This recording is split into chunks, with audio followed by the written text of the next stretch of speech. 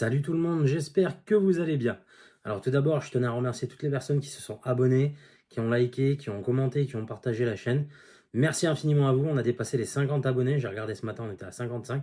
Ça fait super plaisir, ça motive à continuer. Et vous qui regardez actuellement, si jamais vous n'êtes pas abonné et que le contenu vous plaît, n'hésitez pas à le faire et à activer la cloche des notifications pour être tenu au courant de toutes les nouveautés sur la chaîne. La semaine dernière, je vous ai emmené rencontrer une légende africaine. Cette semaine, je vais vous emmener rencontrer une légende asiatique. L'espèce a été décrite en 1836 par Cantor et le genre n'a été décrit qu'en 1864 par Gunther. Alors pourquoi est-ce que l'espèce a été décrite avant le genre? Eh bien tout simplement parce qu'avant Ophiophagus anna, donc le cobra royal, faisait partie des najas, d'accord? Il était considéré comme un vrai cobra. Mais plus tard, on a découvert qu'il y avait plusieurs différences notoires, notamment au niveau du physique, qui ont fait que cette espèce a eu droit à un genre qui lui est propre. On appelle ça un genre monospécifique. Donc Ophiophagus anna est passé d'espèce à genre à part entière en 1864. Pour rencontrer le cobra royal, il faudra vous rendre en Asie du Sud. Vous allez pouvoir en rencontrer en Inde, en Thaïlande, au Cambodge, au Vietnam, en Chine, à Sumatra, en Indonésie, Philippines. Même si ce genre de serpent a une aire de répartition très vaste, il va systématiquement occuper le même biotope, à savoir les forêts tropicales humides. C'est un serpent qui affectionne particulièrement l'eau, même s'il est terrestre et diurne, et qui ne va pas hésiter à nager sur de longues distances pour se rendre d'un point A à un point B. Si je vous dis ça, c'est parce qu'il y a plusieurs cobras royaux qui ont été observés en train de traverser des fleuves, voire même des bras de mer, et je pense que c'est pour ça que ce serpent a une aire de répartition aussi vaste, tout simplement parce que l'eau ne le dérange absolument pas, même s'il n'est pas semi-aquatique, et il est capable de nager sur de longues distances. Le cobra royal, comme son nom scientifique l'indique, Ophiophagus, qui signifie littéralement mangeur de serpents, dans son milieu naturel, va favoriser une nourriture faite à base de serpents. Et c'est un des premiers faits intéressants.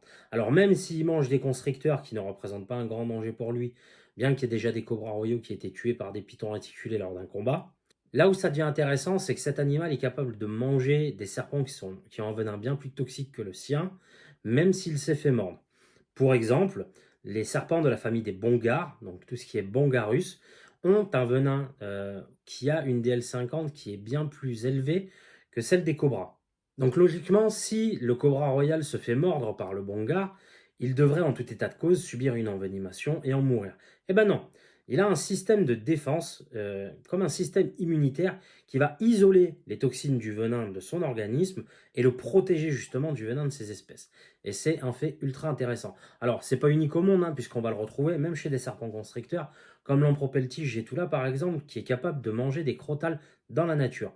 Mais c'est quand même assez particulier de voir ce mode alimentaire et surtout cette capacité à survivre à des morsures de serpents qui sont bien plus dangereux que lui. Autre fait très intéressant avec les cobras royaux, ce sont des animaux très territoriaux. Alors, très territoriaux, qu'est-ce que ça veut dire? Eh bien, tout simplement qu'un cobra royal va s'approprier un territoire qui va faire plusieurs centaines de mètres carrés. Comment fait-il pour le surveiller? Tout simplement grâce à l'odeur. Effectivement, il a été prouvé que la langue bifide des serpents leur permet de capter les phéromones et les hormones qui les entourent. Donc forcément, si un autre mâle tente de s'approprier le territoire d'un mâle, il va le savoir. Si une femelle tente de s'approprier le territoire d'une femelle, elle va le savoir. Et même pour les prédateurs ou pour les intrus comme l'être humain, il va le savoir. Et voir un cobra royal vous charger, c'est assez impressionnant. Je peux vous garantir que ça vous laisse pas de marbre et vous avez vite fait de faire demi-tour. Il y a beaucoup d'histoires qui racontent qu'un cobra royal serait capable de se redresser jusqu'à pouvoir fixer un homme droit dans les yeux. Donc un homme de taille standard, c'est entre 1,70 m et 1,80 m. Imaginez un cobra de 4 mètres redresser le premier tiers de son corps pour vous regarder droit dans les yeux. Ça doit donner des frissons. Et en parlant taille justement, les cobras royaux détiennent le record des serpents venimeux les plus grands du monde. Effectivement, en Inde, en Chine, en Thaïlande, il n'est pas rare de voir des individus mesurer entre 3 et 5 mètres.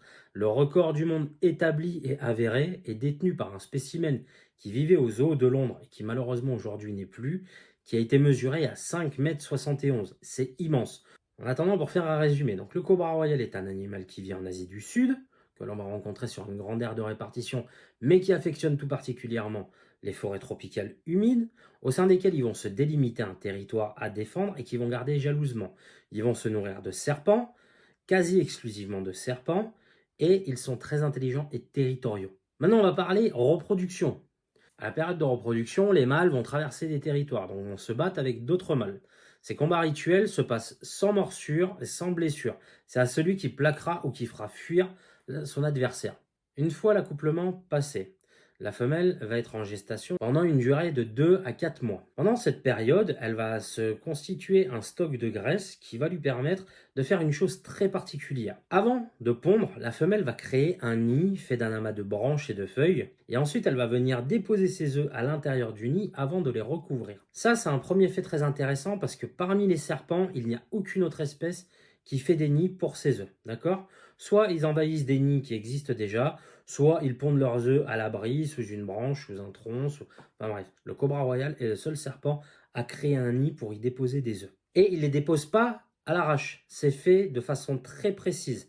Il y a des scientifiques qui ont découvert que les nids maintenaient une température quasi constante au niveau des œufs, à savoir 31 à 32 degrés, ce qui permettait une incubation, on va dire, de qualité excellente, et d'avoir un ratio de naissance de l'ordre de quasiment 100%. Et pour être sûr que sa progéniture va pouvoir sortir de l'œuf et que l'espèce va pouvoir proliférer, la femelle va veiller sur son nid jusqu'à ce que les petits soient sortis. Dès que les petits seront sortis, elle s'en ira, elle les laissera seuls livrés à eux-mêmes, mais tant que les œufs n'ont pas éclos, elle va veiller sur le nid et chasser tout intrus qui se présenterait. Ils ont développé des techniques et des méthodes pour assurer leur descendance.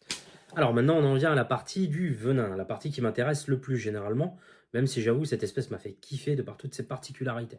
Le premier truc, c'est qu'on entend souvent dire que le cobra royal est l'un des serpents qui a le venin le plus puissant du monde. C'est faux. Voilà, je vais peut-être casser vos délires, mais c'est totalement faux. Si je reprends ma liste DL50, que j'ai établie grâce à toutes les recherches que j'ai faites, il y a une trentaine d'espèces de serpents qui passent devant lui dans le classement. Donc, non, clairement, il n'est pas dans le top 10 des serpents les plus, avec le venin le plus puissant du monde. Par contre, il est dans le top 10 des serpents qui produisent effectivement la plus grande quantité de venin. Les scientifiques ont établi que ce serpent était capable d'inoculer en une morsure 400 mg de venin.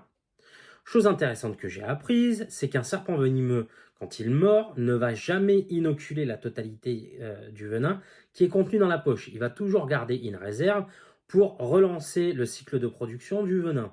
Et les scientifiques ont établi qu'un serpent inocule généralement entre 40 et 50% de son venin sur une morsure classique, donc morsure de prédation ou morsure de défense. Donc ça veut potentiellement dire que le cobra royal, dans ses poches à venin, stocke jusqu'à 800 mg de venin pur.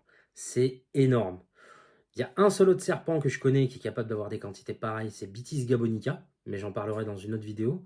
Donc là, on a le number one ex aequo des serpents qui possèdent la plus grande quantité de venin. Voilà ce qui le rend dangereux.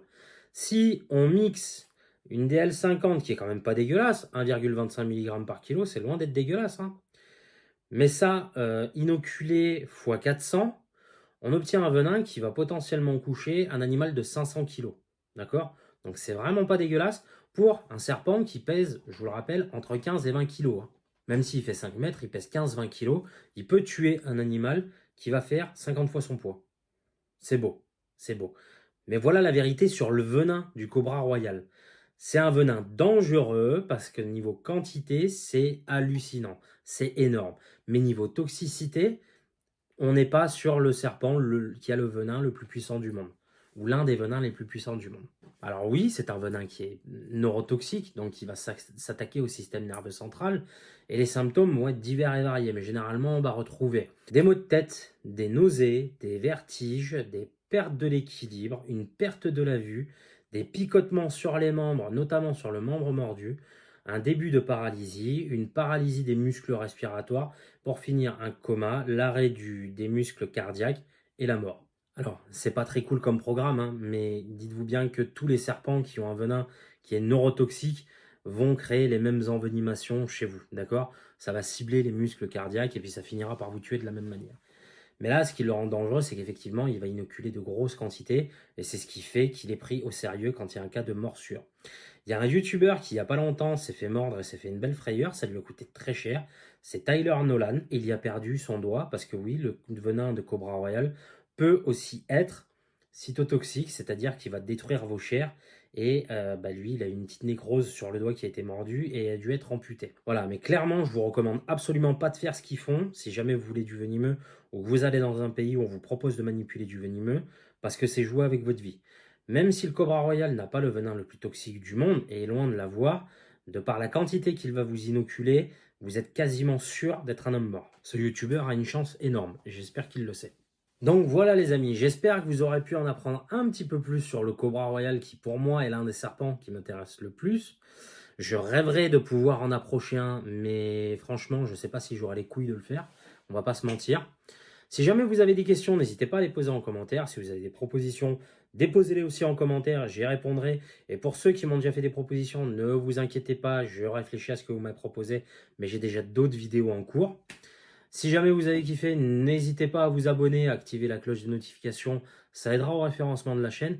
Et pour les prochaines espèces, vous allez voir qu'il y a d'autres petites surprises qui sont pas mal, des petites pépites. Sur ce, je vous dis à la prochaine, prenez soin de vous, merci pour le soutien et on continue comme ça. À plus, ciao.